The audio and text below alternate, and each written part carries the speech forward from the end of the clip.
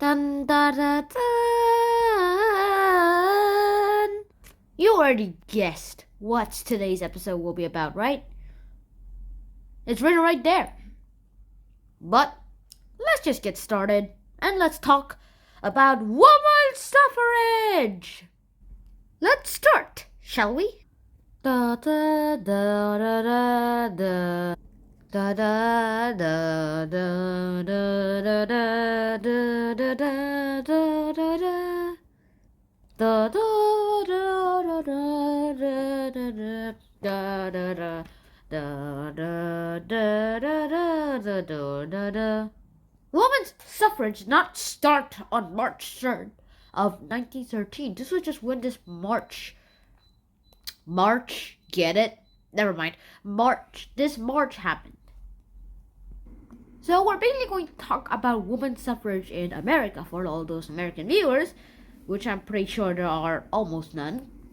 There is probably a lot you still need to learn, and this channel only goes and scratches the surface of American history topics, other than I guess my upcoming iShawn episodes. But other than that, let's just get started. As long as I've known, there has been women's suffrage everywhere. I mean, yes, women get to vote now, equal, and at least in America. I mean, other countries have women's suffrage too, and then they even let women vote. And it depends, so, on which country you're going to talk about which women's suffrage you're talking about. That did not make any sense, so let me just simplify it. Every country's women's suffrage story is very different. So, let's get into the Americas, shall we? Sure. Let's continue. The suffrage movement happened on different phases. There has been a lot of different phases too, and I'm just going to say that the women's suffrage has been bonkers.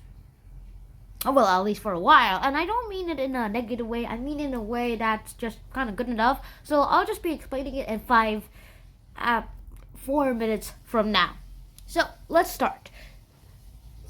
No one really knows when the women's suffrage actually started. It officially started in America in at the beginning of the 18th century, when two suffragists, namely Elizabeth Cady Stanton, really, that's her name, and her fellow friend Lucretia Mott, made the first Seneca Convention. There has been a lot of things that have happened in the Seneca Conventions, and all I can say about them is that this first one is one of the things that started the whole thing. Like, kickstart! No, not the website, just kickstarted the whole women's suffrage.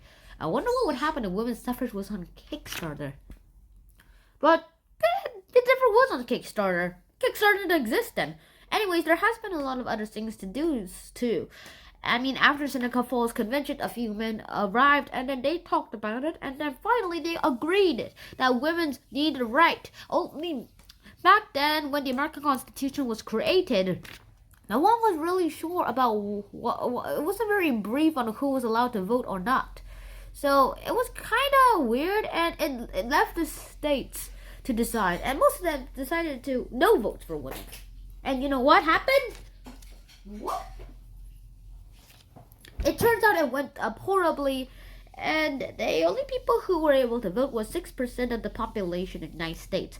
White men who had property, and if they were married to a woman, the woman's property would turn into the man's property. Basically, if a woman married a man, all she owned would turn into the man's possessions. Why marry? OMG, why? What? So marriages mostly didn't happen for love. It happened for wealth. I'm serious, guys. Almost no one married for love. So that's why I guess women marry rich men if they can afford it. Anyways, fast forward. And we arrive at the Civil War.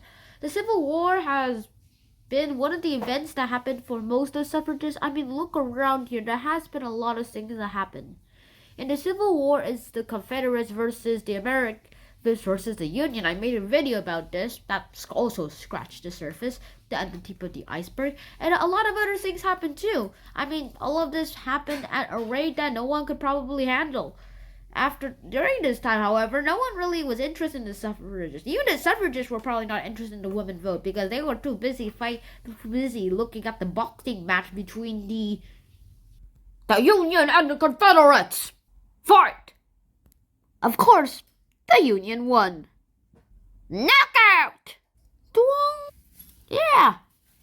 After this, the suffragists were more into it, and they were like, "Yeah, we need women's rights!" And then they were horrified that the black men were able to get their vote before the women's did. And so and then the protest started, and women started shitting themselves on the fences. Not in an inappropriate way, in a manner of protest. And then World War I struck out, and Woodrow Wilson was being pretty unpopular and was going to say that the suffragists were awesome, and that just made him popular more. But then, he never got to it because of World War I. Well, somewhat during that time, NAWSA, the National American Women's Suffrage Association, was created, definitely before World War I and after the Civil War. And they had leaders such as Susan B. Anthony, and later, the person who was under her wing, Carrie Catt. Oh, come on. And so that is exactly how you do all these stuff. And yeah, more other suffragists came along, and they had their own little things too. Eventually, they fought hard, protested hard enough that they got the 19th Amendment. The 66... actually, let me read it to you. The 66th Congress of the United States of America, at the first session begun and held at the city of Washington on Monday, the 19th of May, 1919. Joint resolution proposing an amendment to Constitution extending the right of suffrage to women. Resolved by the Senate and the House of Representatives of the United States of America and Congress assembled, 2/3 of each house occurring over the reign, that the following articles proposed as an amendment to the Constitution, which shall be valid to all intents and purposes as part of the Constitution, which is ratified by legislatures of 3/4 of the several states. Article something. The right of citizens of the United States to vote shall not be denied or abridged by the United States or by any state on account of sex. Let me change that. Gender. Congress shall have power to enforce this article by appropriate legislation, meaning that they will do whatever the heck they want to just do everything that they want. And then the Speaker of the House of Representatives, I can't read that, and the Vice President of the United States and the President of the Senate, I also can't read that. So women started celebrating. They waved purple stuff, and 100 years later, in the 1920, when this was published, they all decided to celebrate. Cowbells were rung. People started skydiving for the sky with yellow parachute. People had purple balloons and yellow and purple signs because it represented some of their qualities. Because yeah, and then they also had yellow balloons, and they drove around the city and way 100 years of women's suffrage. Although black women are still fighting for their suffrage rights. Actually, they got their suffrage rights too, but some annoying things challenged them from actually doing all this, and they had to be forced out because they were like, what the heck what are we supposed to do to get the Constitution okay? At least for them. And so suffrage is still happening today, and I want to do something about it. So I hope you guys enjoyed this episode of Hunter and Sean, and I'll see you guys in another Dark Sean episode. It's been about a year of Dark Sean, and hope you guys enjoyed it. Sean out. Peace.